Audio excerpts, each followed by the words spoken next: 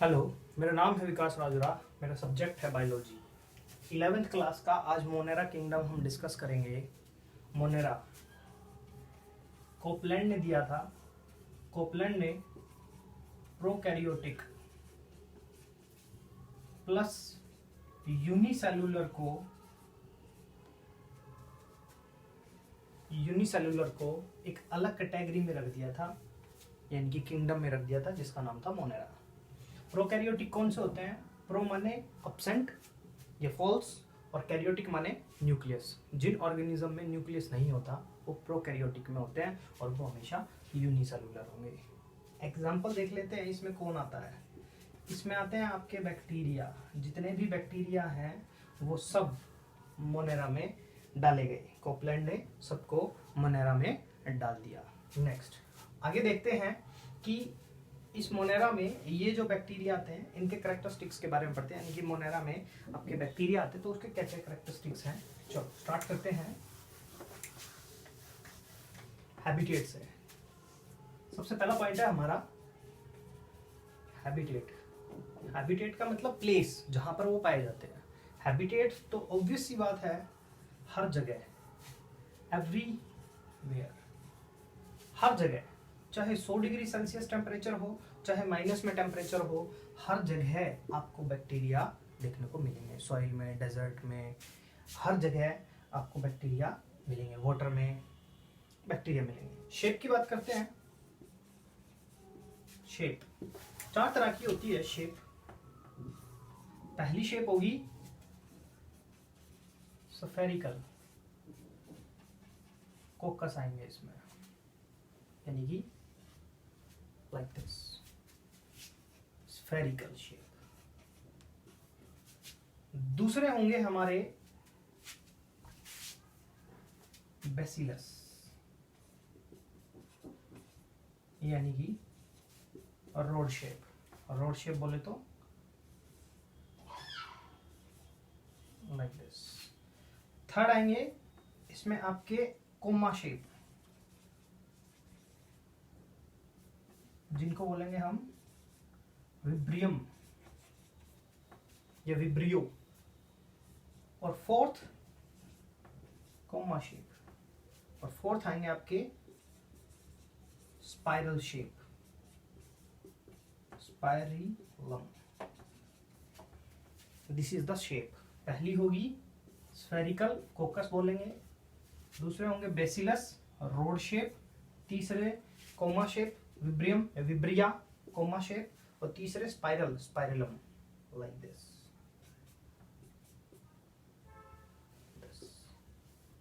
This is the shape. Size की बात करते हैं। बैक्टीरिया का साइज 0.2 माइक्रोन मीटर से लेकर 2 माइक्रोन मीटर तक हो सकता है। ये उसका साइज हो गया बैक्टीरिया का। तो नेक्स्ट देखते हैं उसके अलावा। अगर ऑर्गेनाइजेशन देखें तो ऑर्गेनाइजेशन तो हम जानते हैं सिंपल, यूनिसेलुलर है। कैसे है? यूनिसेलुलर। दिखने में बड़े सिंपल हैं, लेकिन जो मेटाबॉलिक एक्टिविटी है वो इनकी बहुत ज़्यादा कॉम्प्लेक्स होती है। मेटाबॉलिक एक्टिविटी यानी कि इसके अंदर जो रिएक्शंस होती हैं वो बड़ी कॉम्प्लेक्स होती हैं। नेक्स्ट मोड ऑफ न्यूट्रिशन की बात करें तो मोड ऑफ न्यूट्रिशन की अगर बात करें तो 2 तरह के होते हैं आपके।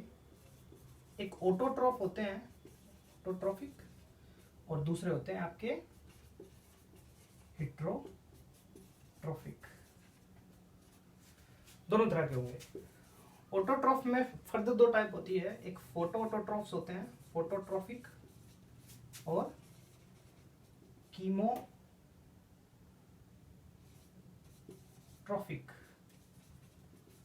फोटो मीन लाइट, यानी कि जो लाइट की मदद से अपना खाना बनाएंगे, फोटोट्रॉफिक। कीमो नाम से पता लग रहा है, केमिकल। केमिकल की मदद से अपना खाना बनाएंगे वो कीमोटोट्रॉफिक। लास्ट आते हैं हिट्रोट्रॉफिक। हिट्रोट्रॉफिक जो दूसरों से अपना खाना लेते हैं उनको बोलते हैं हिट्रोट्रॉफिक। चलो देखते हैं टाइप।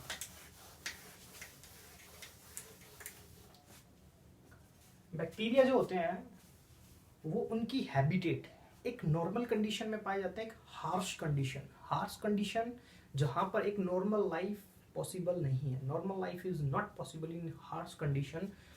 तो उस बेसिस पर बैक्टीरिया दो टाइप के हो गए हैं। पहली टाइप होगी आर्ची बैक्टीरिया,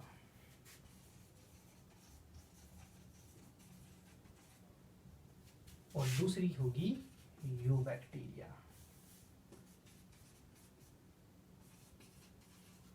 आर्ची बैक्टीरिया के बारे में पहले बात करेंगे। आर्ची बैक्टीरिया 3 टाइप के होते हैं। पहली टाइप है हेलोफिल्स। हेलोफिल्स क्यों कहते हैं? हेलोफिल्स इसलिए क्योंकि साल्टी एरिया में पाए जाते हैं। जहां साल्ट की कंसंट्रेशन बहुत ज़्यादा होती है वहां पर ये हेलोफिल्स पाए जाते हैं। दूसरे थर्मो एसिडोफिल्स।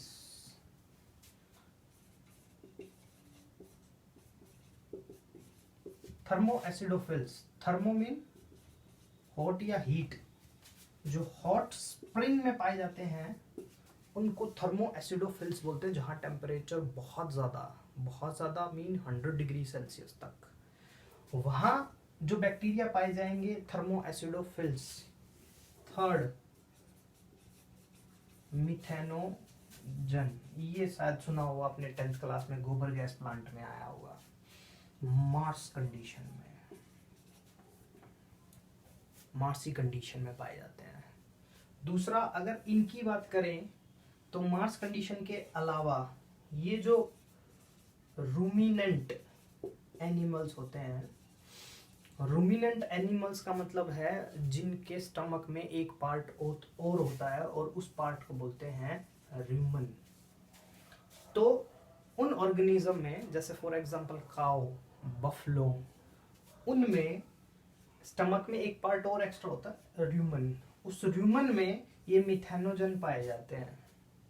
ये मिथेनोजन क्या करते हैं, जो उनकी बॉडी में सेलुलोज होता है, यानी कि प्लांट, क्योंकि वो प्लांट खाते हैं तो उनमें प्रेजेंट होता है।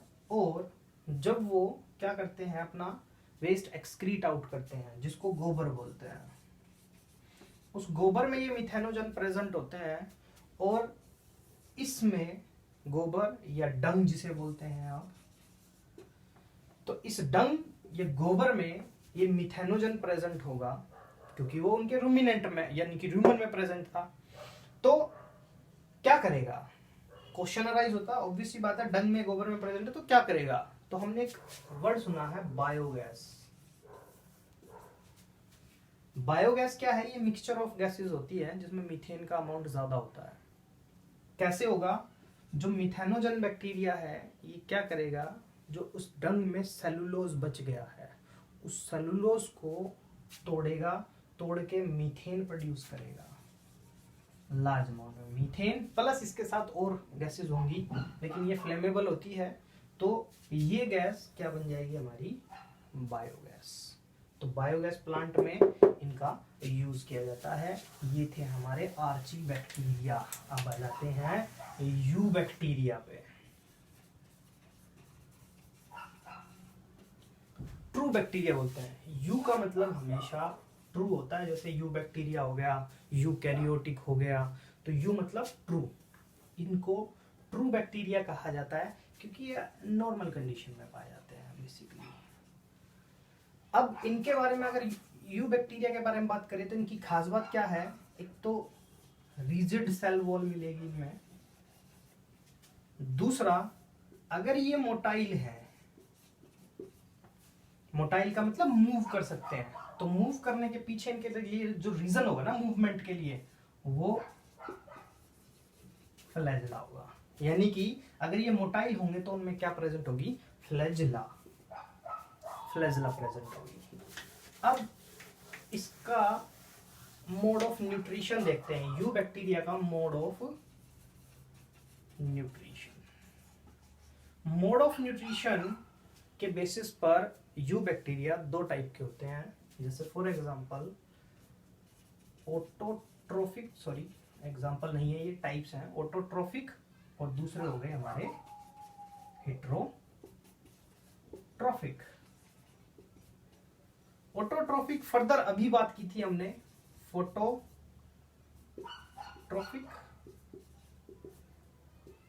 और दूसरे हो जाएंगे हमारे कीमोट्रोफिक। इनकी बात करें तो एक एग्जांपल लेकर पढ़ते हैं इसको। इसमें एक एग्जांपल आता है साइनोबैक्टीरिया का, इसको ब्लू ग्रीन एल्गी भी बोलते हैं।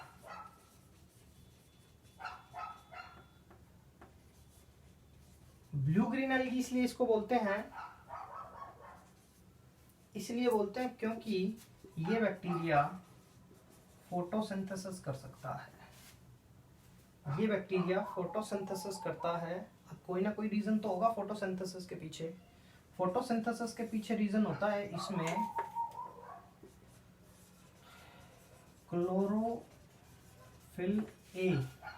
प्लांट में भी ये तो प्लांट में भी फोटोसिंथेसिस के लिए क्लोरोफिल ए रिस्पॉन्सिबल होता है, और इसमें भी साइनोबैक्टीरिया में भी जो फोटोसिंथेसिस होता है वो क्लोरोफिल ए ही प्रेजेंट होता है। और कुछ कैरेक्टरिस्टिक्स देखते हैं वहाँ यू बैक्टीरिया के।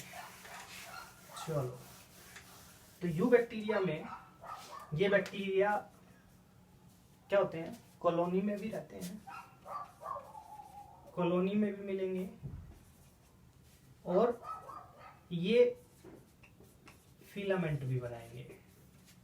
फिलामेंट या फिलामेंटस होंगे, जैसे for example like this.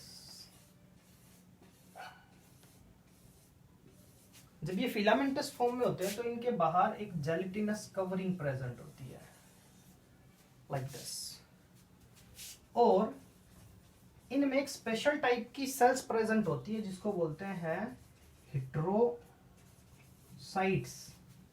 Now what is the role of heterocysts? Heterocysts nitrogen या नाइट्रोजिनस या नाइट्रोजन कह लेते हैं हम, नाइट्रोजन को फिक्स करने में मदद करता है। नाइट्रोजन को फिक्स करता है ये, या फिर हम नाइट्रोजनस कंपाउंड जैसे नाइट्राइट हो गया, नाइट्रेट हो गया, अमोनिया हो गया, उनको फिक्स करने में मदद करता है ये हेट्रोसाइट्स। ये थे यू बैक्टीरिया के फोटोसिंथेटिक, यानी कि जिनमें फोटोसिंथेसिस होता है। फोटोट्रोपिक दूसरी इंपॉर्टेंट बात, एक और चीज, ये जो बैक्टीरिया है इसमें एग्जाम्पल अगर हम देखें तो नोस्टॉक का आता है और एनाबेना। नोस्टॉक और एनाबेना का एग्जाम्पल आता है इसमें। दूसरा आता है आपका, ये थे आपके फोटोसिंथेटिक, ये फोटोट्रोपिक। दूसरा हमारा था कीमोट्रोफिक। कीमोट्रोफिक बैक्टीरिया ये कौन से होते हैं, जो क्या करते हैं, ऑक्सीडाइज करते हैं जो न्यूट्रिएंट होते हैं वहां पर। न्यूट्रिएंट्स को ऑक्सीडाइज करते हैं, जैसे फॉर एग्जांपल सल्फर हो गया, फास्फोरस हो गया, आयरन हो गया। इनको ऑक्सीडाइज करेंगे और अपना फूड ऑब्टेन करेंगे। तो क्या है ये, सल्फर, फास्फोरस, आयरन, सब केमिकल है। तो इन्होंने अपना खाना केमिकल की मदद से बनाया, इसीलिए इनको बोलते हैं कीमोट्रोफिक। कीमोट्रोफिक जैसे सल्फर बैक्टीरिया हो गया आपका।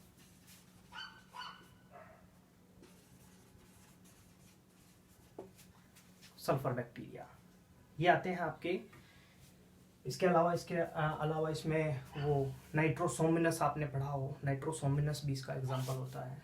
चलो नेक्स्ट देखते हैं आपका, क्योंकि वो केमिकल को ही फिक्स करता है, नाइट्रोजन को ही फिक्स करता है।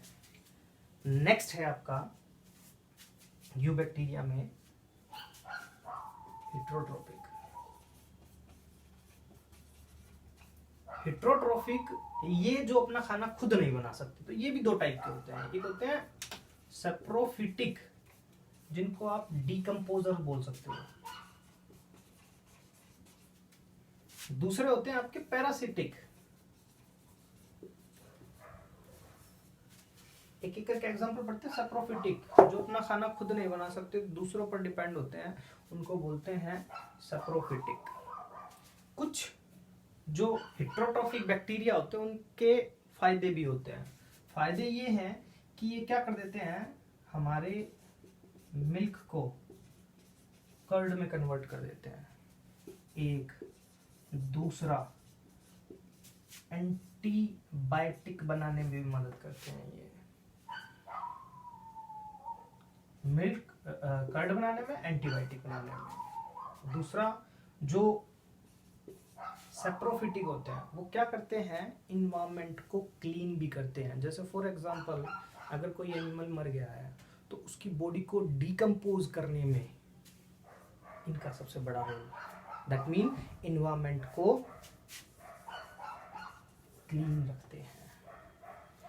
ये तो थे सैप्रोफिटिक। कुछ नुकसान देने वाले भी होते हैं, पैरासिटिक। पैरासिटिक जो दूसरों की बॉडी के अंदर या बॉडी पे, इनसाइड द बॉडी और ऑन द बॉडी पाए जाते हैं और ऑर्गेनिज्म को या होस्ट को नुकसान पहुंचाएंगे, उसको बोलते हैं parasitic. Parasitic for example disease causing आपके जितने भी बैक्टीरिया हैं सब पैरासाइट में काउंट होते हैं। एग्जांपल ले लो, जैसे टीबी, माइकोप्लाज्म ट्यूबरक्लोसिस, ये वो बैक्टीरिया जिसकी वजह से टीबी कॉज होता है। तो इसी तरीके से आपका और एग्जांपल ले सकते हैं हम, salmonella typhi, typhoid bacterial disease है। तो इसके अलावा बहुत सारी डिजीज है जो किसकी वजह से फैलती है, बैक्टीरिया की। इसके अलावा प्लांट में भी, जैसे एग्रोबैक्टीरियम ट्यूमरफिशिया, ये एक बैक्टीरिया है, प्लांट में डिजीज कोज करता है। तो प्लांट में, एनिमल में, सब में ये डिजीज कोज कर सकता है। दूसरा, नेक्स्ट अब आता है रिप्रोडक्शन। रिप्रोडक्शन कैसे करते हैं, फीजन होता है इनमें, फीजन यानी कि एसेक्सुअल रिप्रोडक्शन भी करते हैं और सेक्सुअल रिप्रोडक्शन भी होता है इनमें। सेक्सुअल रिप्रोडक्शन ऐसा होता है कि बैक्टीरिया दो स्ट्रेन के होते हैं, एक स्ट्रेन होती है पॉजिटिव और एक स्ट्रेन होती है नेगेटिव। पॉजिटिव और नेगेटिव के बीच में एक कनेक्शन डेवलप हो जाएगा, एक दूसरे के नज़दीक आएंगे और ये अपना जेनेटिक मटेरियल ट्रांसफर कर देगा इस तरफ। ये हो गया सेक्सुअल रिप्रोडक्शन। ये सर्वाइव करेगा, ये रिप्रोडक्शन करेगा, ये सेक्सुअल रिप्रोडक्शन होता है। फीजन आप जानते ही हो, एक बैक्टीरिया दो में बट गया, सिंपल फीजन है। ये रिप्रोडक्शन यानी कि सेक्सुअली भी और बैक्टीरिया एसेक्सुअली भी। इसीलिए हमने शुरू में ही बात की थी कि इनकी जो शेप है वो बड़ी सिंपल होती है, यूनिसेलुलर है, लेकिन मेटाबॉलिक एक्टिविटी बड़ी कॉम्प्लेक्स होती है। लास्ट आता है आपका स्मॉलेस्ट बैक्टीरिया, माइकोप्लाज्म भाई।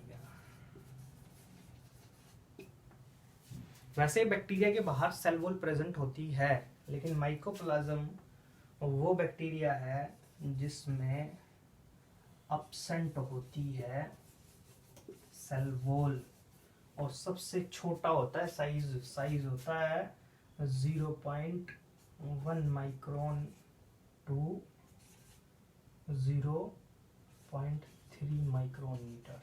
यहाँ पर भी 1 आएगा, गलती से 2 हो गया, 0.1 टू 2 माइक्रोन मीटर था। तो सबसे छोटा होता है 0.1 माइक्रोन टू 0.3 माइक्रोन मीटर, इसका साइज होता है, बस सबसे छोटा होता है। ये डिजीज कोज करता है, ये कोई इसका फायदा वायदा कुछ नहीं है, डिजीज कोज करता है। एक और नुकसान भी बताया था मैंने, रह गया जो साइनोबैक्टीरिया का। आपने एक एल्गल ब्लूम सुना होगा,